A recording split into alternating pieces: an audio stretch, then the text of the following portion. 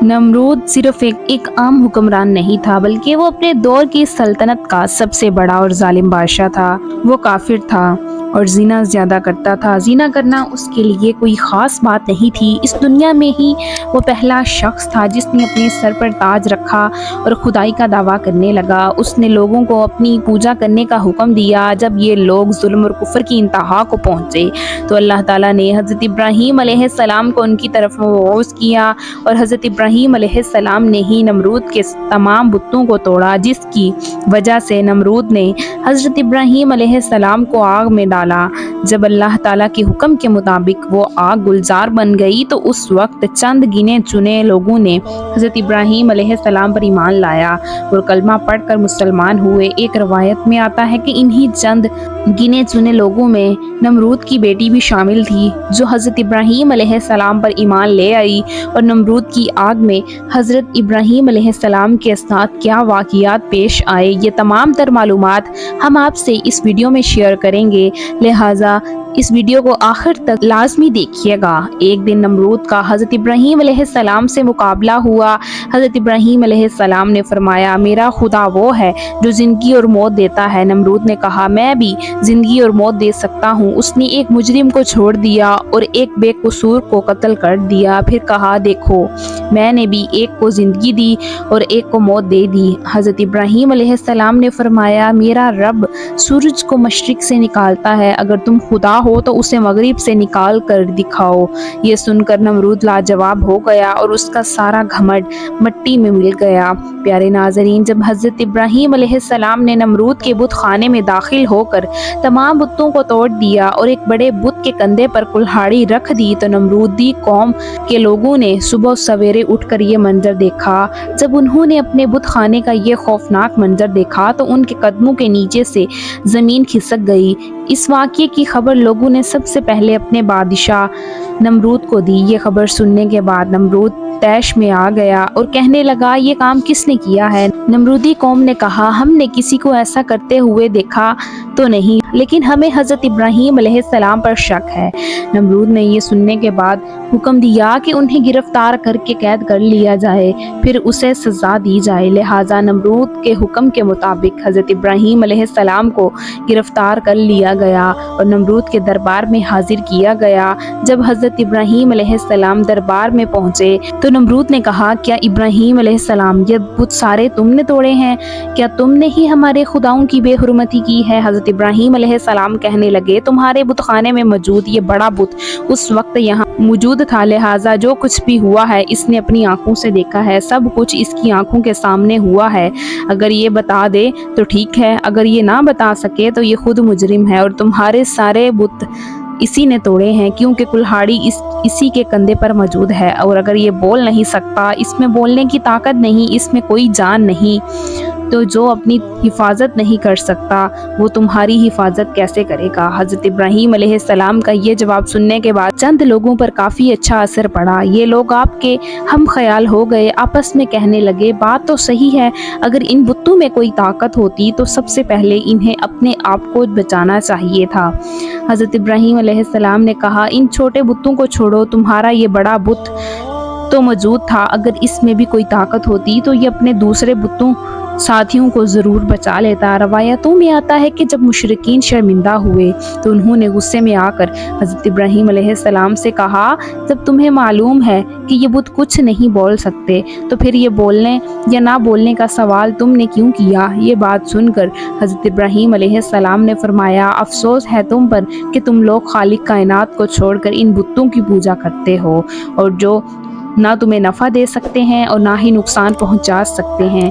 हज़रत इब्राहीम अलैहिस्सलाम की गुफ्तगू सुनने के बाद बहुत सारे लोगों ने आपकी बातों को तस्लीम किया और कलमा पढ़कर मुसलमान हो गए।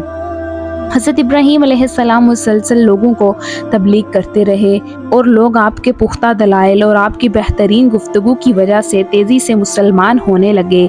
इस तरह मुसलमानों की तादाद में दिन ब दिन इजाफ़ा होता गया। जब नमरूद को हज़रत इब्राहीम अलैहिस्सलाम की तबलीग का चर्चा सुनाई देने लगा तो उन्होंने ये ख्याल किया, अगर इसी तरह मुसलमानों की तादाद में इजाफ़ा होता गया तो मेरी सल्तनत ख़तरे में पड़ जाएगी। लिहाजा उसने अपने आप को बचाने की खातिर حضرت ابراہیم علیہ السلام کو گرفتار کرنے کا حکم دیا۔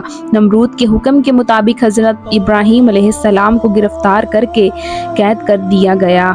کہا جاتا ہے کہ حضرت ابراہیم علیہ السلام کو آگ سے جلتے ہوئے لوہے کے تندور پہ بند کروا دیا گیا۔ کافی دیر کے بعد حضرت ابراہیم علیہ السلام کو باہر نکالا گیا تو آپ کو کسی قسم کا کوئی نقصان نہ ہوا تھا۔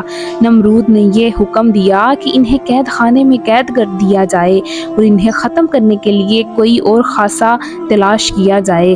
چنانچہ حضرت ابراہیم علیہ السلام کو ایک روایت کے مطابق 40 دن اور ایک دوسری روایت کے مطابق 7 سال تک جیل میں بند رکھا گیا، اور پھر ایک دن ایسا آیا کہ نمرود نے حضرت ابراہیم علیہ السلام کو آگ میں جلانے کا فیصلہ کر لیا۔ ایک روایت کے مطابق نمرود نے مقام کوسا جو کوفے میں واقع ہے وہاں پر ایک عظیم 4 دیواری تیار کروائی جس کی بلندی 100 گز تھی۔ جب یہ 4 دیواری مکمل ہوئی تو نمرود نے حکم دیا کہ اسے لکڑیوں سے بھر دیا جائے۔ یہ 4 دیواری اتنی بڑی تھی کہ اسے 1 مہینے کے اندر لکڑیوں سے بھر دیا گیا۔ جب اس میں آگ جلائی فضا بھی اس آگ کے اوپر سے نہیں گزر سکتا تھا۔ ایک روایت کے مطابق یہ آگ 4 سالوں تک جل رہی تھی۔ آگ کو تو پوری طرح بھڑکا دیا گیا، لیکن ایک مسئلہ تھا، کوئی ایسا راستہ موجود نہ تھا جس کے ذریعے حضرت ابراہیم علیہ السلام کو آگ میں ڈالا جائے، کیونکہ آگ اس قدر بھڑک رہی تھی کہ کوئی بھی اس کے قریب نہیں جا سکتا تھا۔ لوگ اسی سوچ میں تھے کہ حضرت ابراہیم علیہ السلام کو کس طرح آگ میں ڈالا جائے۔ تب شیطان نے ان کو منجنیق گلیل جیسی ایک بڑی مشین بنانے کا مشورہ دیا اور منجنیق بنانے کا مکمل طریقہ بھی بتا دیا۔ جب منجنیق پوری طرح تیار ہو گئی تو پہلے انہوں نے ایک بڑا پتھر رکھ کر اسے پھینکا تاکہ تجربہ کیا جا سکے کہ منجنیق صحیح کام کر رہی ہے یا نہیں، اور جب منجنیق کا تجربہ مکمل ہو گیا تب حضرت ابراہیم علیہ السلام کے ہاتھ پیر باندھ دیے گئے، ان کے گلے میں پٹان کو ڈال دیا گیا، لوہے کی زنجیر ڈال دی گئی۔ حیات القلوبان میں صفحہ نمبر 90 پر فرمایا ہے کہ جب حضرت ابراہیم علیہ السلام کے ہاتھ پاؤں باندھ کر انہیں منجنیق میں رکھ دیا گیا تو ان کے چچا اجر جو حکومت نمرود کا وزیر تھا حضرت ابراہیم علیہ السلام کے پاس آیا۔ اس نے آپ کے چہرے مبارک پر ایک زوردار تماچا مارا اور تماچا مارنے کے بعد کہنے لگا، اب بھی وقت ہے، اپنی ان حرکتوں سے باز آ جاؤ، نمرود کی خدائی کو تسلیم کر لو۔ حضرت ابراہیم علیہ السلام نے نہایت جلال سے جواب دیا، جو خدا ہے خدائی تو اسی کی تسلیم کی جائے گی، یہ نہ خدا ہے اور نہ ہی اس کی خدائی تسلیم کی جائے گی، اور انہیں منجنیق میں رکھ کر آگ میں پھینک دیا گیا۔ ایک روایت میں آتا ہے کہ اسی وقت جب حضرت ابراہیم علیہ السلام کو آگ میں پھینکا گیا تو آسمان کے تمام معزز فرشتے اللہ کی بارگاہ میں حاضر ہوئے اور کہنے لگے، اے ہمارے مالک، زمین پر ایک ابراہیم ہی تو ہے جو تیری وحدانیت کی تبلیغ کر رہے ہیں، آج انہیں آگ میں جھونک دیا جا رہا ہے۔ اے ہمارے مالک، تو ہمیں ان کو بچانے کے لیے حکم دے۔ لیکن خدا تعالیٰ کی طرف سے حکم آیا، جاؤ، اگر ابراہیم تمہاری مدد قبول کرے تو ان کی خوب مدد کرو۔ چنانچہ یہ فرشتے فوراً زمین پر اترے اور حضرت ابراہیم علیہ السلام کے پاس پہنچے تاکہ ان کی مدد کر سکیں، مگر حضرت ابراہیم علیہ السلام نے انکار کر دیا۔ اس کے بعد وہ فرشتے آئے جو ہوا اور آگ پر معین تھے۔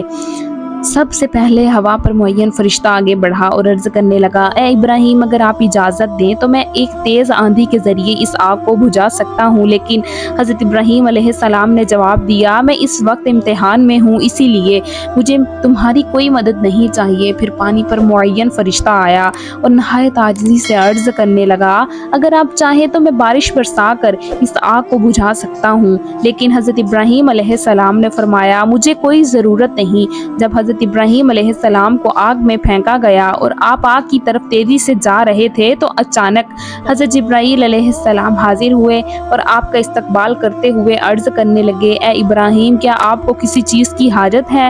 حضرت ابراہیم علیہ السلام نے فرمایا، بالکل حاجت ہے، مگر تم سے نہیں۔ حضرت جبرائیل علیہ السلام نے کہا، اچھا ٹھیک ہے، تو پھر اپنے مالک کی طرف رجوع کر لیں اور سوال کریں۔ حضرت ابراہیم علیہ السلام نے مسکرا کر فرمایا، سوال کی کوئی ضرورت نہیں، اللہ تعالیٰ کی ذات کو ہمارا حال معلوم ہونا ہی کافی ہے۔ المختصر حضرت ابراہیم علیہ السلام کی دھکتی ہوئی آگ میں جا گرے۔ اللہ تعالیٰ نے آگ کو حکم دیا، اے آگ، تو ابراہیم پر ٹھنڈی اور سلامتی والی ہو جا۔ چنانچہ یہ آگ اللہ کے حکم سے ٹھنڈی اور سلامتی والی ہو گئی اور گلزار بن گئی۔ روایت کے مطابق فرشتوں نے حضرت ابراہیم علیہ السلام کو زمین پر بٹھایا اور ان کے پاس गुलाब और नरगिस के फूल खिल गए। एक रवायत में ये भी आता है कि हज़रत इब्राहीम अलैहिस्सलाम जो ही आग में पहुंचे तो हज़रत जिब्राईल अलैहिस्सलाम ने एक तख्त बिछाकर उन्हें उस तख्त पर बिठा दिया और उनके तख्त पर बैठते ही एक चश्मा जारी हो गया। एक और रवायत में ये भी आता है कि लकड़ियों के जो हिस्से जलने से रह गए थे, हज़रत जिब्राईल अलैहिस्सलाम ने उन्हें ज़मीन में नस्ब कर दिया और उनसे फलों के खूबसूरत पौधे हो गए जिन पर खूबसूरत फल लगे हुए थे। हज़रत इब्राहीम अलैहिस्सलाम आग के अंदर फूलों पर बैठकर अल्लाह ताला को याद कर रहे थे। उसी दौरान जब नमरूद ने आपकी हालत देखने के लिए एक बड़े मीनार पर चढ़कर देखा तो हैरान और परेशान हो गया। नमरूद देखता है कि हज़रत इब्राहीम अलैहिस्सलाम आग के अंदर तख्त पर बैठे हैं। नमरूद ने ये सोच रखा था कि हज़रत इब्राहीम अलैहिस्सलाम इस आग में जलकर तबाह हो गए होंगे, लिहाजा नमरूद का ये ख्याल ही रहा और ऐसा कुछ भी ना हुआ। चनाचा ये सब देखकर नमरूद को ये खतरा लाहक हुआ कि अगर इब्राहीम अलैहिस्सलाम इस आग से भी जिंदा बाहर निकल आए तो मेरी खुदाई के लिए और भी बड़ा खतरा साबित होंगे।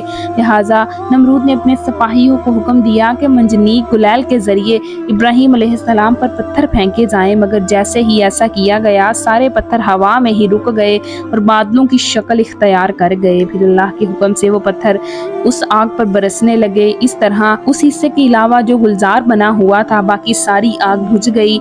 अलामा मलजसी तहरीर फरमाते हैं कि दुनिया में बनाई गई पहली मंजनीक एक वो थी जिसमें हज़रत इब्राहीम अलैहिस्सलाम को रख कर आग में फेंका गया।